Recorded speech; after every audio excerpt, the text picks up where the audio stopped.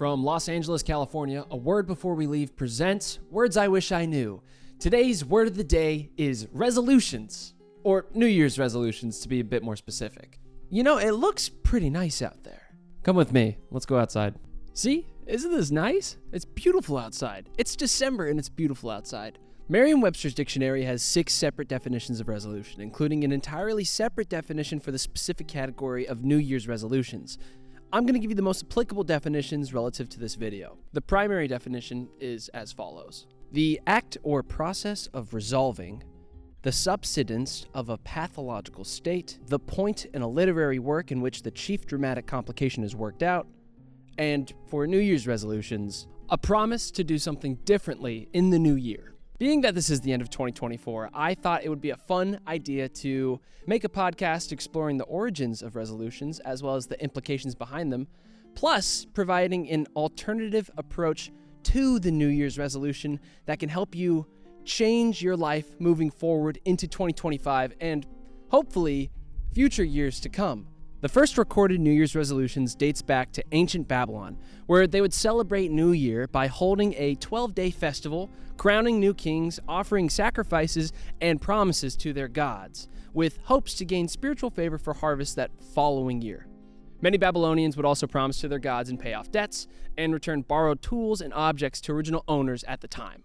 The Romans also held origins in what we now describe as the modern New Year's, as they transitioned the modern-day calendar to start in January on the 1st. The month of January has roots in the Latin god's name, Janus, and Janus was a god known to have 2 faces, one looking back towards the past and one looking forward towards the future. Around this time, the Catholics also started to partake in New Year's celebrations, but their celebrations were a bit more gathering around in a church and praying over the sins that they committed in the past year.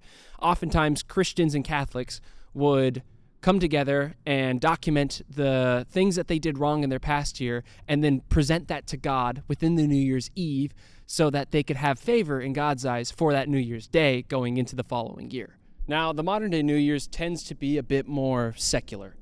While it is a time for people to sit and reflect on what happened in the past, it also serves as a great chance for people to focus on self-improvement. It's become less of a spiritual thing and more of an individual thing. And I think that this is why I'm actually doing the podcast. You'll see. It is estimated that every year, about 45% of Americans set a New Year's resolution that they plan to implement into their life. But not so surprisingly, only about 8% of that 45% follow through with their resolution, often losing the habit before it's even begun in the month of February. And I don't know why, but I think that statistic really bothers me. Only 8% of people are following through with their New Year's resolution. Maybe there's a better way to do this. Maybe there's a better way to implement change. I mean, I could go on and on about what habits are, but that's a whole nother episode that deserves its own spotlight. So let's talk New Year's resolutions and let's explore a better way to do it going into the new year. And I think I actually have a solution. But before we get to the solution to the resolution, I wanted to provide some examples of resolutions people set, because this is still an episode about resolutions. The obvious one is exercise and diet. Nearly 11% of all health clubs get a spike in membership each year on January 1st through the 5th. But 80% of New Year's resolutions are abandoned by February. The psychological reason for that is that the average human takes about 21 days to form a new habit or break an old habit. So if your New Year's resolution is to lose weight, get in shape, or eat better, it is going to take the entire month of January within that new year to convince your brain that this is now a part of your life. Other common New Year's resolutions are learning a new language, setting career goals, reading more books, going to church and joining religious community, traveling to new places, saving money, spending time with family and friends, quitting smoking, drinking less alcohol, being kinder to the people near you, keeping a journal, going to therapy, and that's just me naming the popular few. There's still so many out there. You could Google the 54 best New Year's resolutions, and they'll give you some that you wouldn't even think about. While intentions behind setting a New Year's resolutions are in good spirit, the truth is most New Year's resolutions often lack accountability for the root as to why you're setting it. Let me remind you,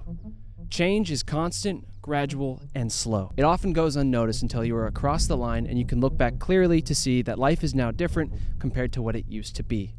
Change is also unexpected a majority of the time. The unexpected type of change usually can create abrupt decision-making, trauma, and a desire to control the life that's happening around you.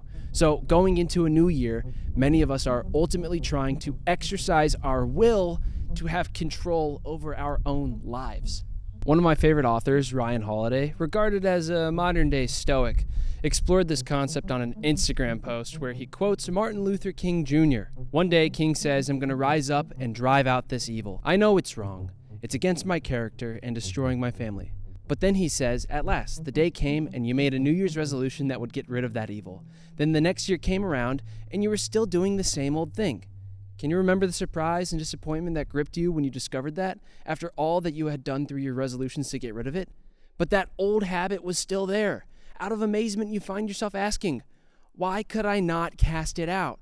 And Ryan describes it as the Stoic answer would be to no longer delay. Your life is short.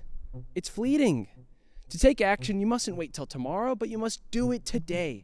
You must define your life and character as a person who now identifies with your resolution as a part of your being. Make it a part of you. You must share it with other people that if you want to exercise and you want to start running, you're now a runner. You tell people that I'm a runner. I've always been a runner. I'm just now doing it. It's about doing it today, not waiting till tomorrow. Because inevitably, tomorrow will always be tomorrow. You only have right now. This life is so short and long at the same time. Do you want to look back at your long life and not think about the actions that you could have made? There's obviously things you probably want to change. So here's how you could do it differently. This is how I like to start my New Year's. You already have heard all the stats. You've already heard all the statistics on how most people, let's be honest, a majority of people just don't follow through with the New Year's resolution. So what I say is to hell with it. Oh, should I bleep that? I don't know. To hell with it. What I do each year, instead of setting a New Year's resolution, is I set a New Year's theme. An intention, a manifestation, a word, a single word, and I think about it, and I think about it often in moments of idleness, moments of boredom, moments of stillness. I think about the word that I started the year with. I feel like the common thing is a lot of people say to themselves, if I couldn't do it then, how can I do it now? Which initially just keeps them away from even setting a New Year's resolution. I feel like the longer you live your life, the less likely you're going to do it. Our New Year's theme is simple. It's one word. You go into it and try to keep it as broad as possible, and then you use that word as a constant reminder throughout the year. Rather than trying to implement a new habit, you implement a mentality into your life. For example, in the year of 2020, I wanted to lose weight, and I didn't know how to do that. So for that first year going into 2021, I implemented the word movement as my theme rather than setting a New Year's resolution to do more exercise. And funny enough, my mom was gracious enough to get me a bike that year for Christmas. So going into 2021, my theme was movement, and now I had a bike. So when the weather started to get nice and I had free time to move my body, instead of me sitting around being like, oh, well, I couldn't get through it in January, I couldn't get to the gym enough.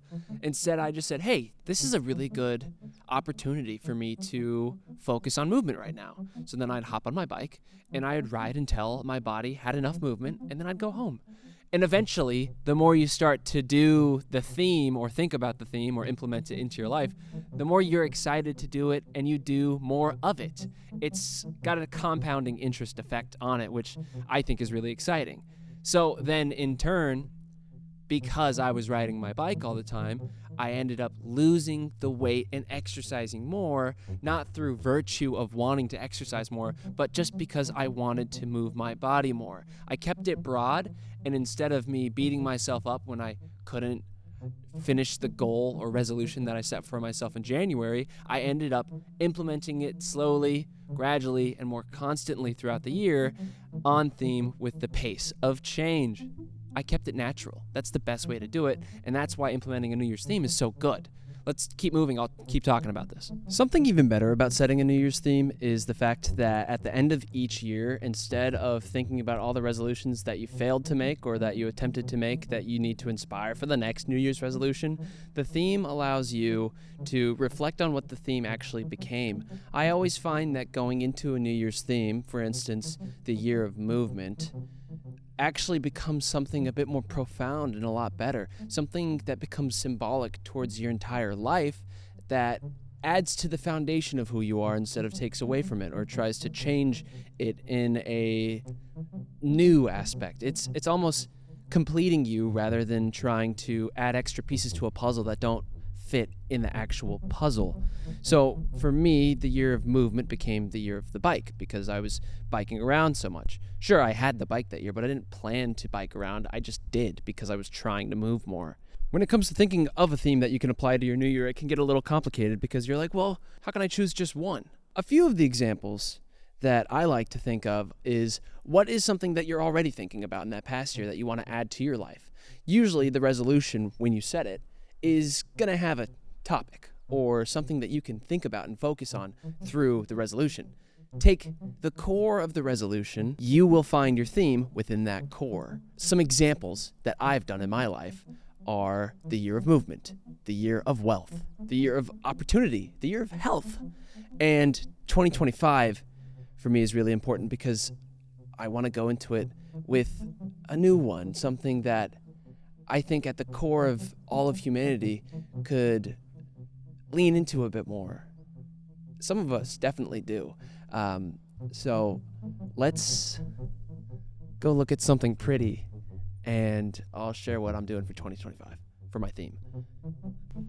For me, a common theme that I've been thinking on this year during my year of opportunity and what opportunity has become was this idea of love. This year was supposed to be a year where I seized more opportunity. I looked outwards to the world to find what it had to offer for me. And I think in that process, in the relationship that I was in and then out of, I was missing something. I was missing this form of love. I was missing love. I was missing the appreciation for the roof over my head, things that I had, the opportunities that did come to me, which many did come to me. The people in my life, I took things for granted. I don't think I fully loved myself. I don't think I have been loving myself properly. I don't think I've been loving my life lately. I don't think I've been appreciating my friends. I don't think I've been appreciating my family. I don't think I've been appreciating you guys watching the videos and listening to the podcast and supporting me when I'm kind of a small thing right now. This isn't like we're going viral. This is like there's a select few of you that tune into this, and that's about it. And I'm happy with this, and I do love the idea of it, but I've really been grappling just with what love is, what it can be, how I can love myself more, how can I love the life that I have. Despite the ups and downs, I want to really know what love can become, what it already is, and how I can build a foundation of abundance and love in my life. So for the year of 2025, I am going into it with that concept in mind. I'm thinking about love, simple as that. How I can exist within love more abundantly and share that with the people in my life and the people that aren't in my life yet that are coming. Because there are people that will come into your life that you haven't even met yet. And I know that too. And there's people that have left your life that you are still allowed to love from afar, which I do. I don't know if I was ever able to truly show it when they were in my life, but I hope that I can do better for the next version of myself and for the future people to enter into my life and me into theirs. Setting a New Year's resolution is a lofty goal. And I think setting a New Year's theme instead of setting a New Year's resolution allows you to really explore the foundational parts of who you are. A New Year's resolution almost feels superficial, almost feels like it's for other people or for yourself, but for strange reasons, like you're not happy with who you are and the life that you have. But a New Year's theme is more than that. A New Year's theme it's simple. For the last 5 years, I've been setting New Year's themes instead of resolutions, and I can promise you that each year has changed my life. I still don't know if this will do it justice. I hope it does. I hope it inspires some of you to maybe throw out the New Year's resolution and do a New Year's theme. This video itself is actually inspired by CGP Grey. He posted a video about 5 or 6 years ago, literally about New Year's themes and choosing a word instead. And that video inspired me to make this video. So I can't take credit for any of this. At the end of the day, is there really an original idea under the sun? I don't know. But look at how beautiful this stream is. That's about all I got. Thank you for joining me today. Happy New Year's, and maybe you too can set a New Year's theme. This has been Brett Gaffney, and you just listened or watched A Word Before We Leave.